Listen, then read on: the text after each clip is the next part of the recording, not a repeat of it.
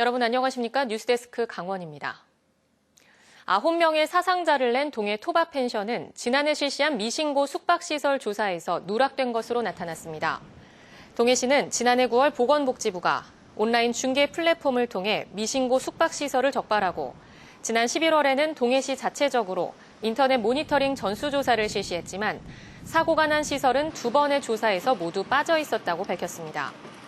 동해시는 또 동해 소방서로부터 토바 펜션의 화재 안전 위반 사항을 지난달 9일 통보받은 뒤 시정 명령 등의 후속 조치 계획을 준비하던 중에 이번 사고가 일어났다고 덧붙였습니다. 한편 이 사고로 전신 화상을 입고 청주의 화상 전문 병원에서 치료를 받던 66살 이모 씨가 오늘 오후 4시 반쯤 숨져 사망자는 모두 6명으로 늘었습니다. 관광 거점 도시 공모사업 선정 결과가 내일 발표되는 가운데 강릉시의 선정 가능성에 관심이 모아지고 있습니다. 문화체육관광부는 내일 오전 관광 거점 도시 1차 관문을 통과한 전국 9개 도시 가운데 최종 사업지 4곳을 발표할 예정입니다. 관광 거점 도시로 선정되면 국비 500억 원 등 모두 1,000억 원이 투입돼 지역 관광 브랜드를 키우고 글로벌 관광 도시로 조성하는 사업을 추진하게 됩니다. 도내에는 3개 시군의 요트 계류 시설이 있어 레저 선박을 장기간 계류할 수 있는데요. 강릉 지역에서는 올해 들어 민간 업체가 계류비 인상을 추진하면서 마찰을 빚고 있습니다. 김영호 기자가 보도합니다. 2011년부터 운영 중인 강릉항 요트 마리나. 30여 척을 수용할 수 있는데 빈 공간이 없을 정도입니다. 올해부터 계류비가 기존보다 20-30%가량 인상되면서 계류업체와 요트 선주들 간에 분쟁이 벌어지고 있습니다. 민간 계류업체는 경영이 어려워서 그동안 할인해주던 계류비를 정상화했다는 입장입니다. 문제는 국내 다른 마리나에 비해 크게 비싸다는 겁니다.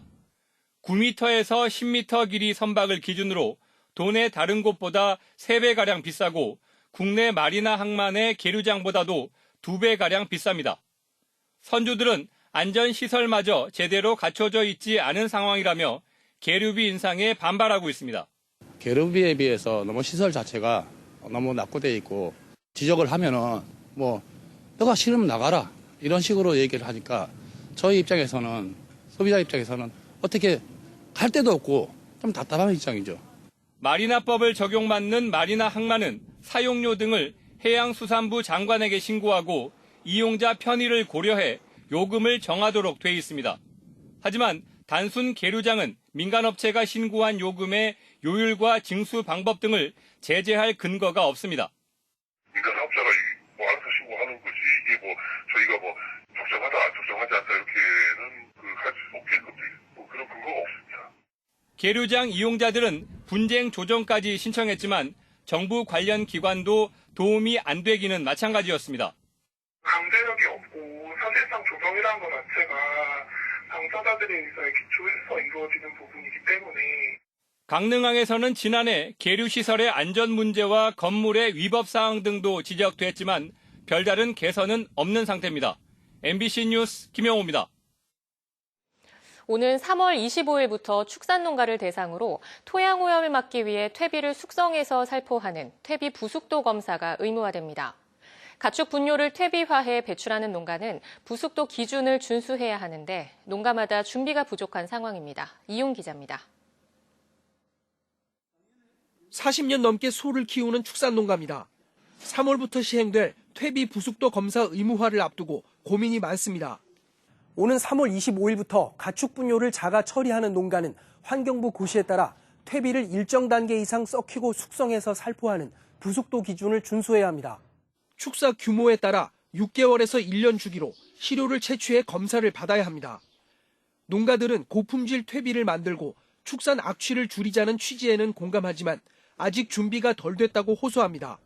퇴비를 오랜 기간 보관하고 숙성 작업을 할 수 있게 퇴비사를 증축해야 하는데 공간 부족과 건폐율 제한 등으로 어려움이 많습니다. 주변에 건폐율이 없어서 퇴비사를 짓지 못한 농가들도 있고 하니까 그걸 연차적으로 좀 유예를 2, 3년 더 줌으로 인해서 그분들도 퇴비사를 짓고 해서 퇴비 부숙 작업에 필요한 고가의 장비를 마련해야 하는 것도 부담입니다. 제도 시행 관련 홍보와 교육이 뒤늦게 시작돼 내용을 제대로 알지 못하는 농가도 많습니다. 농가 위치도 좀 중요하고요. 그게 시설을 많이 건드리지 않는 선에서 맞출 수 있는 부분에 대해서 좀 많이 농가 교육도 하고 이제 부숙도 맞출 수 있는 교육도 하고. 퇴비 부숙도 검사를 의무적으로 해야 하는 축산농가는 전국 7만여 곳, 강원도는 5,800여 곳입니다. 이를 준수하지 않으면 최대 200만 원의 과태료가 부과됩니다. 축산업계는 과태료 폭탄을 맞을까 우려하며 정부의 퇴비 부숙도 검사 의무화 시행을 유예해달라고 요구하고 있습니다. MBC 뉴스 이용입니다. 해안 침식을 막기 위해 올해 도내 3곳에서 정비 공사가 추진됩니다. 대상 지역은 강릉 정동진 해변과 속초해수욕장, 삼척 원평지구로 동해지방해양수산청은 올해 209억 원을 투입해 연안 침식을 막기 위한 정비 공사를 실시합니다. 해양수산청은 이와 함께 삼척 문암해변과 초곡해변의 연안 정비를 위해 20억 원을 들여 설계를 진행합니다. 동계올림픽 2주년을 기념한 국제 아이스하키 대회가 강릉에서 잇따라 열립니다. 내일부터 다음 달 3일까지 강릉 하키센터에서는 2020 20세 이하 아이스하키 세계선수권대회 디비전2 그룹 B 경기가 펼쳐집니다. 이번 대회엔 대한민국과 크로아티아, 네덜란드, 중국 등 6개 나라가 참가하며 우리나라는 내일 저녁 8시 네덜란드와 대회 첫 경기를 치릅니다. 또 다음 달 7일부터 9일까지는 레거시컵 2020 남녀 아이스하키 대회가 역시 강릉 하키센터에서 열립니다.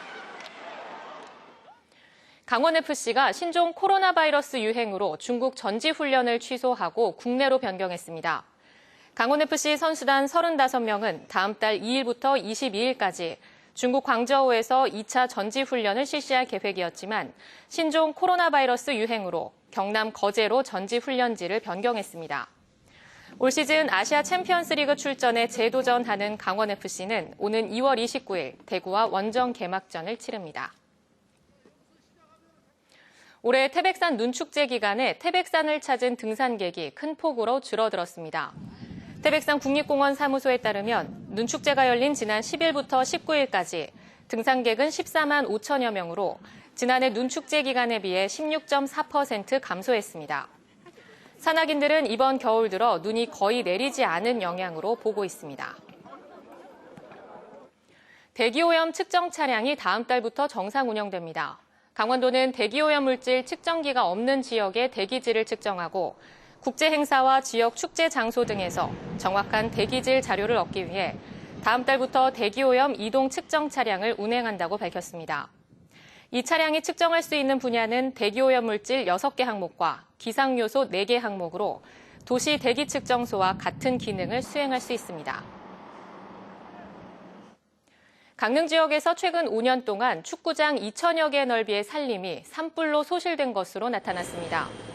강릉시에 따르면 지난 2015년부터 5년 동안 산불로 산림 1,453헥타르가 소실된 가운데 지난해 4월 옥계면의 무술인 신당에서 전기 촛불로 인한 피해가 1,033헥타르로 가장 넓었고 이어 입산자 실화 10건에 414헥타르로 나타났습니다. 강릉시는 산림 인접지에서 소각을 하다 적발된 36건에 대해 1,080만 원의 과태료를 부과했습니다. 양양군이 2023년까지 지방상수도 유수율 85% 이상을 위해 현대화 사업을 지속적으로 추진합니다. 총 사업비 187억 원 가운데 올해까지 67억 원의 사업비를 확보했으며 지방상수도 공급 지역 전체를 블록으로 세분화하는 블록화 시스템 구축과 20년 이상 지난 노후 상수관로 27km의 정비를 추진합니다.